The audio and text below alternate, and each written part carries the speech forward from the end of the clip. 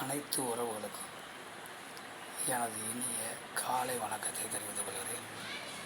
உங்களிடத்தில் மிக மிக முக்கியமான ஒரு ஜோதிட குறிப்பை பகிர்ந்து கொள்ள வருகிறேன். இது நீங்கள் நல்ல முறையில் கவனித்துக் கொள்ள வேண்டும். இது மிக மிக முக்கியமானது. அதாவது லக்னத்திற்கு 8ஆம் வீடு என்பது மறைவு ஸ்தானம், பெரும் மறைவு ஸ்தானம். 6, 8 என்பது பெரும் மறைவு ஸ்தானம். 12 குறைவான மறைவு ஸ்தானம், 3 குறைவான மறைவு ஸ்தானம், 6 மட்டும் அதிக மறைவு ஸ்தானம். கெடுபலன்களை தரக்கூடிய வீடு என்றுதான் நாம் ஜோதிட விதிகள் சொல்கின்றன.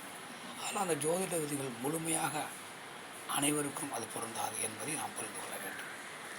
லக்னத்திற்கு 8 சுக்கிர பகவான் செல்வக்காரகன், ஆடம்பரக்காரகன், சோபவக்காரகன், காமக்காரகன், இல்லறக்காரகன், கலஸ்தரக்காரகன் இருந்தால், அந்த சுக்கிரன் இருந்தால் மறைவு என்பது இல்லை.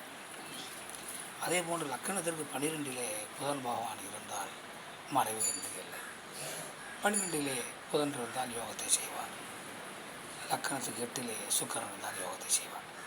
அதனால் 8 சுக்கிரன் போய்விட்டால் அவருக்கு செல்வம் இல்லை, வீடு இல்லை, மனை இல்லை, சுகபோகமான வாழ்க்கை இல்லை, ஆடம்பரம் இல்லை, மண்மனை இல்லை, சுகபோகமான பங்களாக்கள் இல்லை, சோபசான கார்கள் இல்லை, மொத்தத்தில் சுகபோகமான வாழ்க்கையில் ஆடை அடையாளங்கள் இல்லை.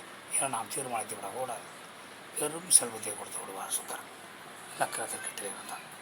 அதேபோல் லக்கணத்துக்கு 8ஆம் வீடு ஆட்சியாக இருந்தால் பெரும் செல்வத்தை கொடுத்து விடுவார். இதையெல்லாம் நாம் பார்த்து அறிந்து பலன்களை எடுக்க வேண்டும். மற்றவற்றை நாம் அடுத்தபடியே காண்போம். நன்றி, வணக்கம்.